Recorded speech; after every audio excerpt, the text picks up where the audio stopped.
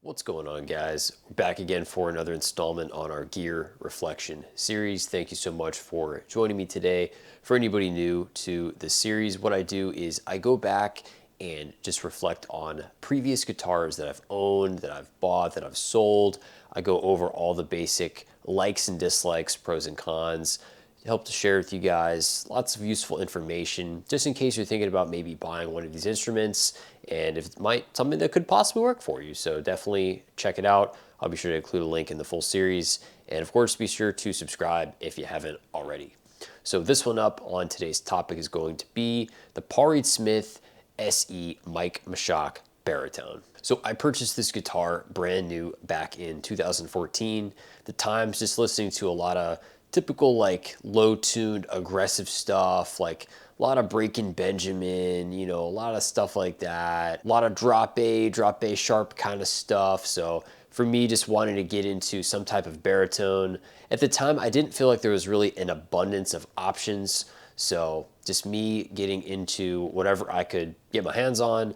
This happened to come up as far as 6-string baritone models, something that I could find as a young dude with a pretty light budget. And I managed to grab this one for, I want to say it was around 600 bucks, give or take, which I would say for a fairly well-spec'd Korean-made guitar, especially at the time, was a pretty significant value. I mean, taking a look 10 years later, I mean, these prices used, I mean, these guitars are still going for like $1,000. We're talking like for a 10-year-old guitar. So, I mean, it's just amazing how little the dollar gets you nowadays. So as far as specifications, this model coming in at a 27.7-inch baritone. I always wondered why. I always felt like that was a little bit of a strange scale length.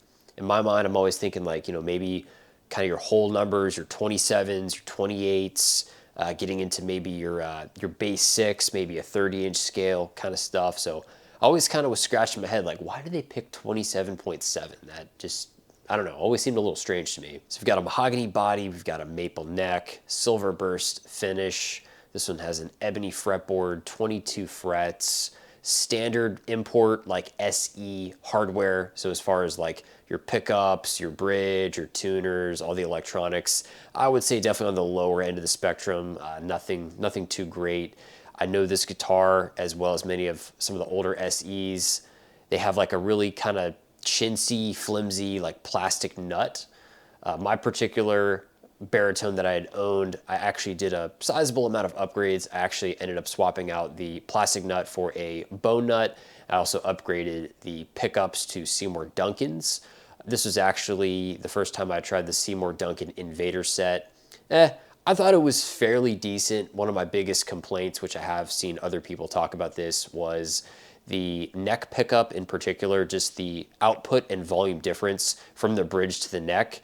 If you're playing in the bridge, then you switch it over to the neck, you have such a massive like drop in volume. So wasn't a huge fan of that, but again, I think it was still a very appropriate, well-voiced pickup for your modern high gain players. Quality, fit and finish, as I've said so many other past videos, anything that comes out of that World Music Factory in Korea, I always feel there's a pretty consistent level of quality control. This one didn't have any kind of sharp fret ends or any type of setup problems or major imperfections that would compromise the playability of the guitar. So I would say it pretty much checks all the boxes as far as a decently high-end model for what you're going to get out of one of these import factories. So again, I always tip my hats to the great craftspeople of Korea. Because I played this guitar for a very long time, I think this is one of the reasons why I'm always just like naturally accustomed to not having fretboard inlays. This model did have a blank ebony fretboard, and I just always like that just consistent, like that black solid look. I've always found fretboard inlays just, I don't know, I just don't really feel like it does a whole lot. I find it actually a little bit distracting. So for me, again, I like that clean, that solid black ebony fretboard. And if you guys look at a lot of the more recent guitars I've acquired, you can see I pretty much typically, if doing some type of build to order, I usually order them without fretboard inlays. Again, sometimes it's just whatever you spend a lot of time with in years past, it just kind of becomes second nature. You get accustomed to it, and that's kind of, I guess, visually what I was looking for on all my future guitar purchases. Okay, so getting into some of the drawbacks with the SE Mike Mushok Baritone. So, of course, we've established it's a great guitar. especially at the time. It was a solid price point. The quality was pretty good. There were some downfalls and shortcomings with this instrument, so let me get into that. So main issue I would say with this particular model is their choice to use their wide fat profile, which if I'm not mistaken, I think nowadays they actually call it the pattern regular profile from PRS. Somebody can correct me down below in the comments if you like, but this one had the wide fat neck profile. And this thing was just an absolute like baseball bat, man. I mean, it was a big old chunkin', like super massive, like war club of a neck. If you guys had seen that recent video I posted about that new Jackson HT6 signature baritone, that was one of the things that stood out to me was I love that extra thin neck because, as I've said before, you have a longer scale length, those frets are further apart, you have a heavier gauge string, it's a little bit more strength required to, you know, fret your notes and do all your chord shapes and whatnot. And to me, if anything that makes playing more awkward or more difficult, I just think that just doesn't make sense. So if you're gonna have a baritone guitar that's already gonna be a little bit bulky or a little bit more, I guess, challenging to play, I really feel like you're just making things that much less comfortable by having that massively chunky baseball bat neck. So I feel like that was a bit of a drawback. The next thing I want to talk about is, of course, going to be the balance. Now, I don't expect perfection when it comes to a baritone guitar. I can understand that they may tend to neck dive a little bit just because of that longer neck. You know, you've got the mass of the tuners being further away from the body. So think of it as kind of like a bass. This one definitely had some pretty bad neck dive. I found this was a problem with this particular guitar. And again, I'm not going to say that I expect every baritone to balance perfectly, but you guys might have seen the balance test I did on my most recent Jackson baritone video. And again, my point being that there are some baritone options out there that still balance fairly well, all things considered. But again, the Mushok SE, yeah, definitely lots of neck dive. Not a fan. The other issue, I would say, just the lack of comfort, the slab design. It's literally like a flat slab, no bevel, no arch top, no carve, no contour of any sort. So again, I know I probably sound like a super picky complainer here, but again, these are just things that I've learned over the years when it comes to buying and selling guitars, things I like and things I don't. And I've never been a fan of like that hard edge where you just kind of rest like your wrist and your forearm.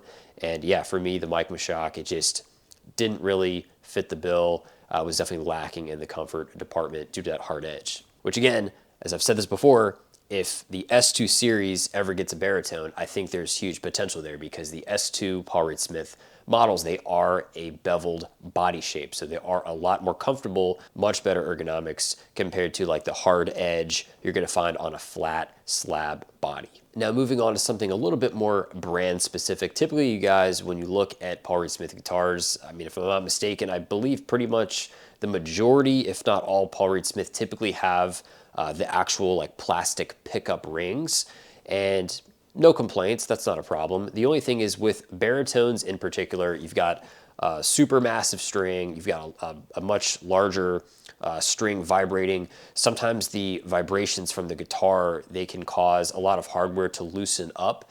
And one of the issues on this guitar, I remember taking it back to my luthier quite a few times over the years that I'd owned it, where the pickup rings, they would keep getting very loose just because of the vibration from the instrument. So it was like constantly having to, I'm trying to remember, I think he had to like take the screws out, either like retap or put some kind of dowel pin or something in there to prevent the hardware from like rattling when you would go to hit a note, just because again, you have so much vibration with a very large string. So I would definitely say that if you're a person who's looking to spec out a baritone, I would much rather have direct mount pickups as opposed to those plastic rings, just because you've got 4 extra screws that can potentially loosen up and cause like buzzing and rattling and problems like that. Again, kind of more of a brand specific thing, but just something worth mentioning if you are thinking about getting one of these secondhand. So overall thoughts, guys, fairly decent guitar. Again, consistent quality control coming out of the World Music Factory in Korea.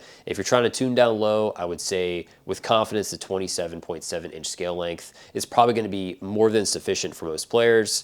I would say personally, I find the 27 is like the happy medium, but to each their own. If you're thinking about getting one of these, I mean, if you are able to find a reasonably, I guess, acceptable price point in these times, I mean, hey, go for it. I mean, if all these things kind of more align with your taste for the guitar, that's great. But at $1,000 used, we're talking nearly double the price point of what these things sold for originally. For an import-made guitar, I'd probably consider looking at other options. So if you haven't played one, I would definitely make sure, probably most importantly, the neck shape is going to be what it boils down to. And I would say even like the PRS, the pattern thin, is still, a fairly kind of decently sized, like rounder neck shape. So if I'm not mistaken, the most similar model they have in their current lineup is the PRS SE277, which if you look at the specs, again, it's got that wide fat neck shape. So try to get your hands on one before you pull the trigger, just because again, it's a longer scale, heavier gauge strings. It's just a little bit awkward, man. Just putting that out there. So let me know your thoughts in the comment section down below if you've ever owned one of these, if you're thinking about getting a baritone or you're a baritone enthusiast. Always encourage positive discussion in the comment section down below. That's going to wrap it up for this one, guys. Be sure to give the video a thumbs up, subscribe for more. Appreciate all the support, and we'll see you guys next time. Have a great day.